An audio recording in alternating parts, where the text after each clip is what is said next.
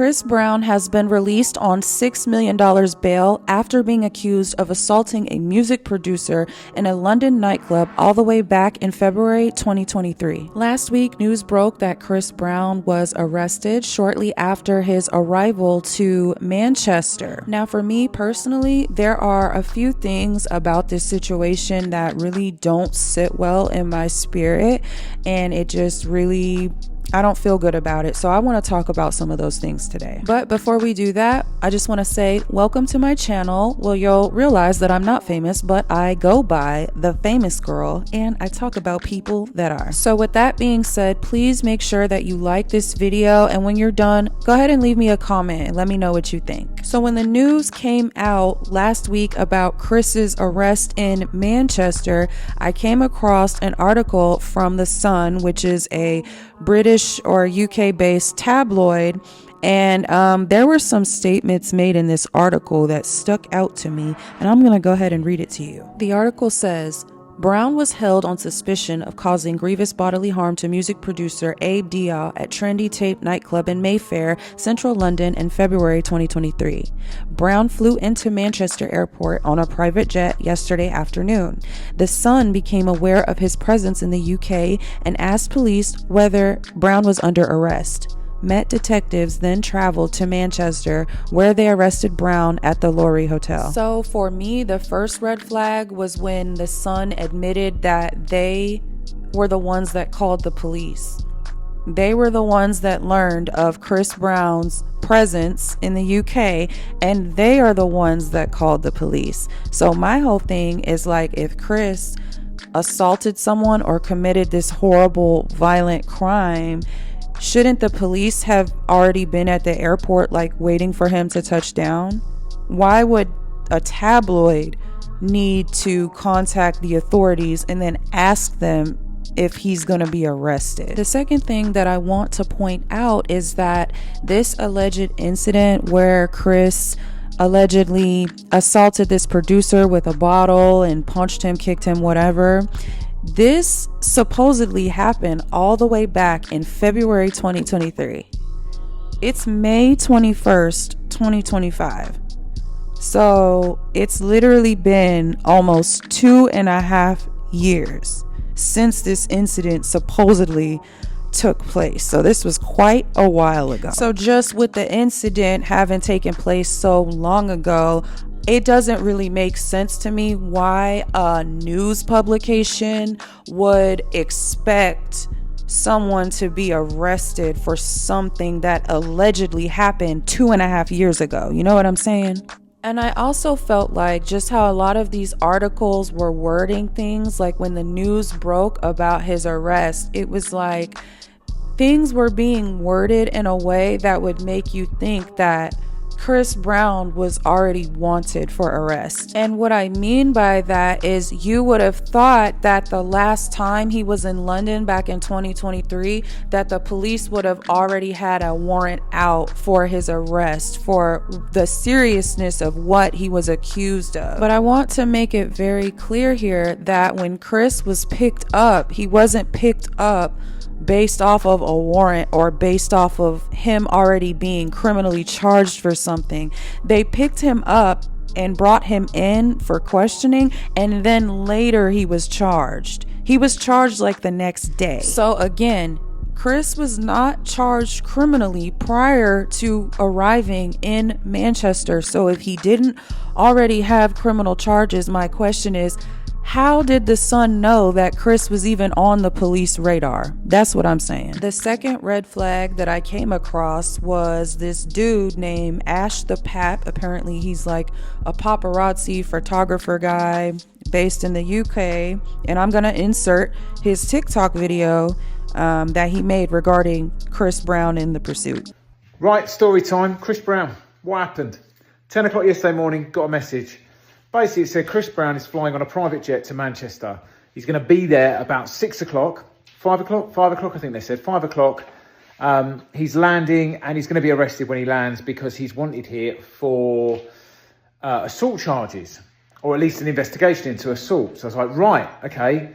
My van was in pieces because I was fitting a bad boy stereo system. So I had to quickly put it all back together, got on the road about 1 o'clock, and I actually got there about 5:30. Now, private jets at Manchester Airport land at somewhere called the Signature Suite, which is behind a barrier. You can't actually get to it. Well, they say you can't get to it. I spoke to the lovely person on the gate and they just let me in. So that was handy. Turns out, gift of the gab, beautiful face. In we go. So I parked in the car park. I saw his security turn up in various cars. So I was like, this has got to be right. I mean, I didn't know his security, but they look like the kind of people who would be looking after Chris Brown, if you get what I'm saying. So these very burly men have turned up. Black box vans, silver box vans, a big tour bus. Why is there a tour bus here? I mean, this could be another musical artist coming in. The plane was coming from LA, so I was like, that all sits right. I don't know if he lives in LA. I'm not a massive Chris Brown fan, but I'm sure he does live in LA. So anyway, the plane's come from LA. And all these people come off. Geezer in a silly tracksuit. A couple of people look like security. I think his girlfriend, believe her name is Brown as well. That's weird. Or coincidence. Easy for the wedding, isn't it? They haven't got to change anything. They're not going to get married. So anyway, so they all come off the plane.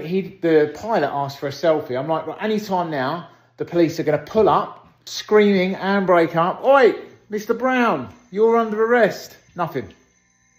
No sign of police, nothing. I was like, well, it's wrong. Obviously, he sorted out whatever he was, been a naughty boy for. He sorted out. My thought was that he'd come here early before the tour, so he could get nicked, sort it out, and then when he comes back, he can perform without any drama. So anyway, they all come out of the private jet terminal. There's not really any pictures. I've got the pictures of them getting off the plane, which I've chucked up. I'm putting them as an overlay on this.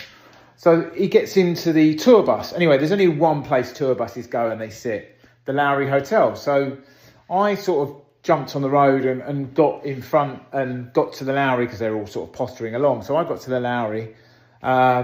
3 box vans pull up, all the cases, all the gubbins, everything he's brought with him. Because, I mean, when you're on a 110 grand flight, you don't leave anything at home.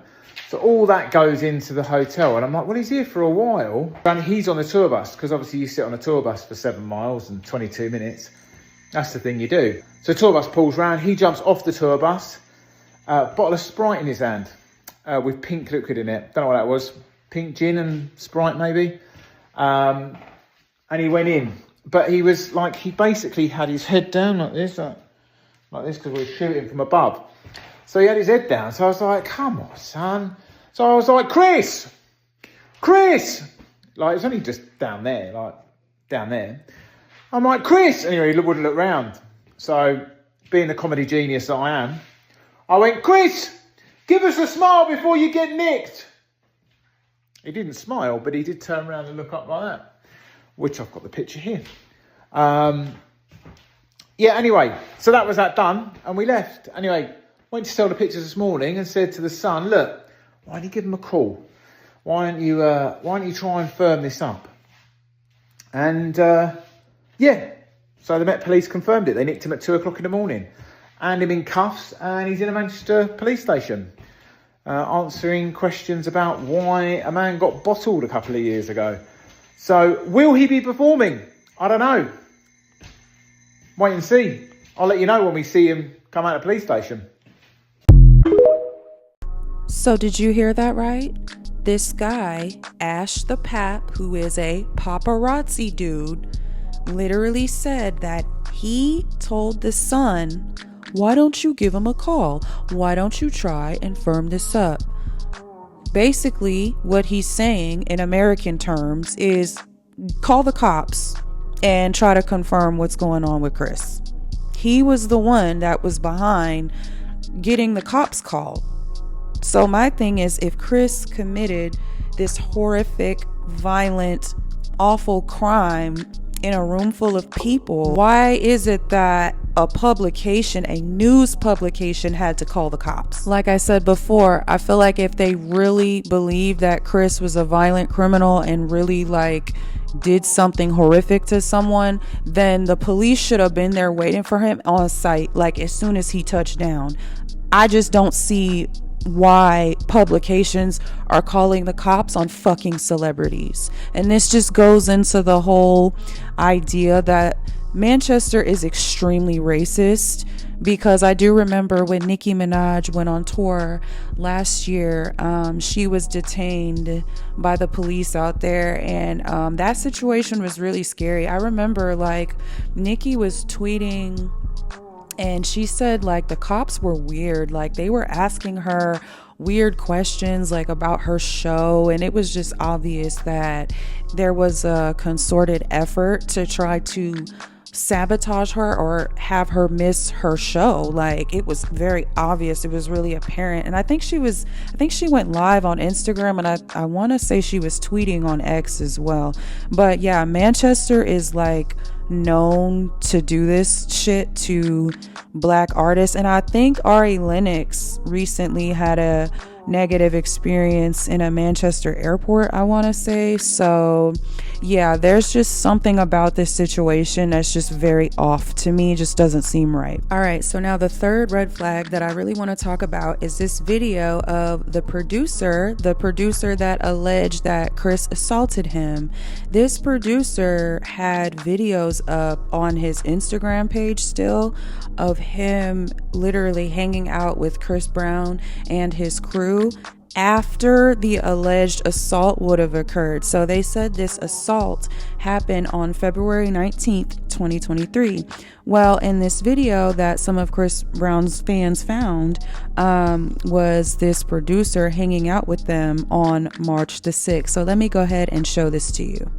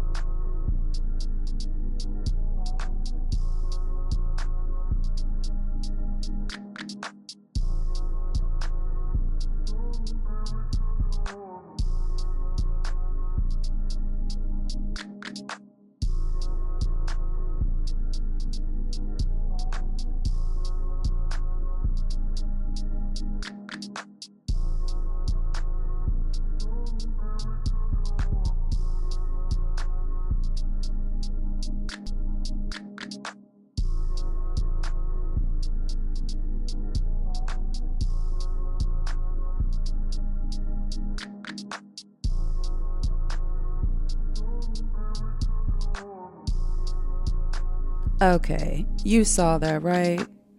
Bro, these niggas be groupies, dog. This shit is crazy. Like, this dude said that Chris hit him over the head with a glass bottle, multiple times, and then punched and kicked him repeatedly, and then said something about he had to be in the hospital for weeks or had to have crutches, something like that. And my thing is like, okay, so if he beat you so bad to the point that you had to have stitches, you had to be hospitalized, like all this shit, how are you literally recorded hanging out with Chris and his crew weeks after the fact? Like I said before, this situation allegedly happened on February 19th. That video of him hanging out with Chris and his crew was on March the 6th. So again, shit's not really adding up here. And then while we're at it, while we're here talking about dates and everything, let's go ahead and take a short walk down memory lane really quick. So, you know, Chris Brown went on tour back in 2023, his Under the Influence tour, the one that he had Tyla on, right? Okay, so did you guys know that Chris was actually in London and Manchester at least 4 other times after this incident? He entered and exited the country at least 4 different times since February 19th, 2023, and there were no fucking arrests made. So again, let me ask this question. If Chris assaulted somebody violently and did this horrific crime the way they described it, and they have CCTV video footage and they saw this happen and they know for a fact that he did this shit, why was he not arrested the 4 other times he came back into the country? I'm smelling bullshit. And I also want to take a second to call out all you fake ass Team Breezy that were cussing him the fuck out, calling that man embarrassing, saying that, you know, he needs to grow up and that he's immature and that this is all his fault, and talking about the tour is gonna get canceled. All you fake ass motherfuckers that were on X talking shit, y'all are fucking hopeless, literally hopeless. Like, that is ridiculous. And the thing about it is that people seriously act like every time Chris announces something, if he announces an album, a tour, anything, there's literally always something that comes out behind it, some kind of negative press. Like, they've been hating on his tour from day fucking one. So I don't know about you, but I remember when Chris announced the 2 stadium shows that he did back in December 24. Remember, he went to South Africa, sold out the South African stadium, and then he sold out the stadium in Brazil. Well, I remember when he first announced those 2 shows, literally hours after his announcement, all of the blogs on X, on Instagram, all at the same time reported that this documentary called Chris Brown, A History of Violence, this ID channel documentary that's supposed to detail all of his like past criminal whatever, that was announced that would be coming out literally right after he announced his tour. So don't you just think that it's a little interesting that literally 1 month before he is supposed to kick off the European leg of the Breezy Bull tour, that he ends up locked up in Manchester and held without bail until June 13th, which would have been 5 days after his first scheduled show in Amsterdam for his tour. So they were literally trying to lock him up so that he would miss his stuff. Like, does nobody see this? And then this ironically happens the day after he posted Free Tory on Instagram. He was the first person that I saw, the first major celebrity to put his neck out on the line and to post that shit and to say Free Tory loud as fuck.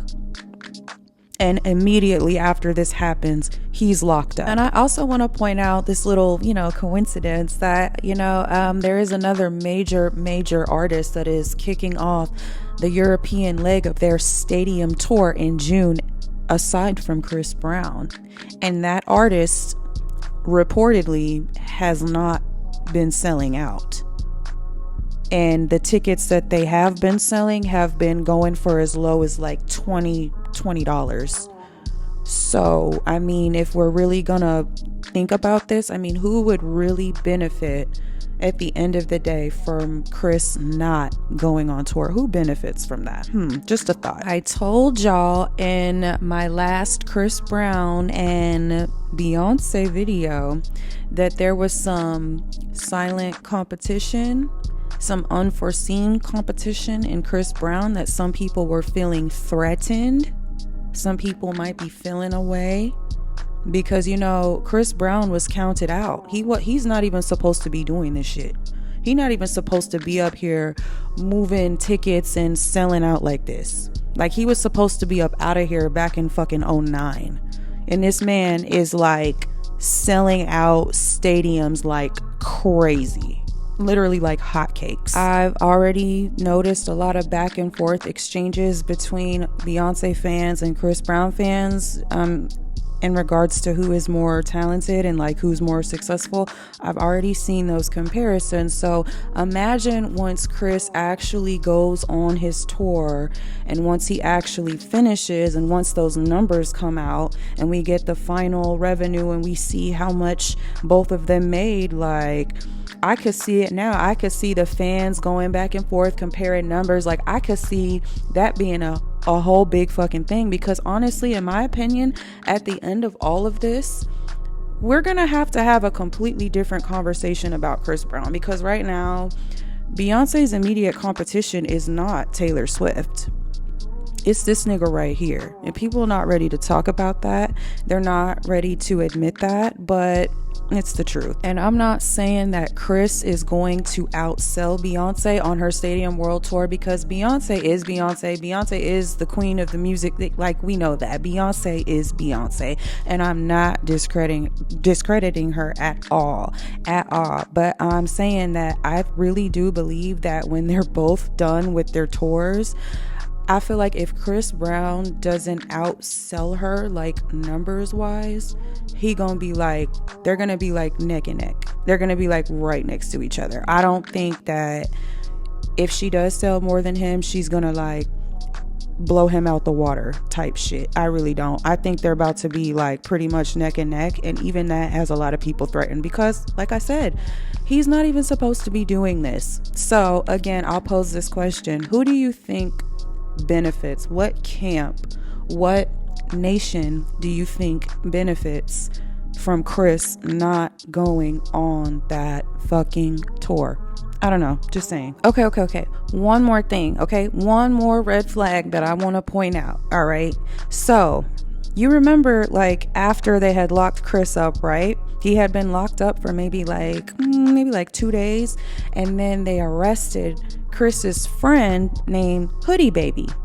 So remember, initially the prosecutor said that Chris was captured on CCTV assaulting this person in a quote unquote unprovoked attack. So I was just really confused when they arrested Hoodie like 2 days later and also charged him with grievous bodily harm. I was just confused by that, because the prosecutor said that Chris Brown himself was on CCTV attacking someone. So I'm like, okay, if you have him attacking someone, then why are you locking up his friend? I don't understand it. Does that make sense to you? So I don't know. Like I said, this is speculation. I'm just speculating, but there are a lot of things about this situation that don't really add up to me. And you know, Chris is out on bail right now, like $6 million bail. So, you know, he has to give up his passport aside from touring purposes. So he will be able to go on tour and do his tour thing. So that's settled. But these charges are still looming over his head. And as far as I know, Hoodie is still locked up. Hoodie is not bailed out of jail yet. So I really hope that this gets handled once and for all. You know, the producer, he's on video hanging out with Chris after the fact. You know, Chris entered and exited the country at least 4 different times after the incident happened back in 2023. And then, you know, I thought it was really weird that the son called the police. I thought that was weird, and I just find it weird that his friend is now locked up after they said that Chris was the one that committed the crime. So I don't know what's going on. We'll just have to keep our eyes open for any more updates, but just let me know what you think about this. What do you think about my theories? Just leave me a comment. Let me know what you think. Do you think this could be like a sabotage type of situation, or do you think, you know, Chris just needs to grow the fuck up at this point? He just needs to grow up and it's all his fault. I don't know. What do you think? Let me know. But yeah, thank you guys for tuning in and watching my video, and I will come back with some more updates very soon. Thank you guys, and bye.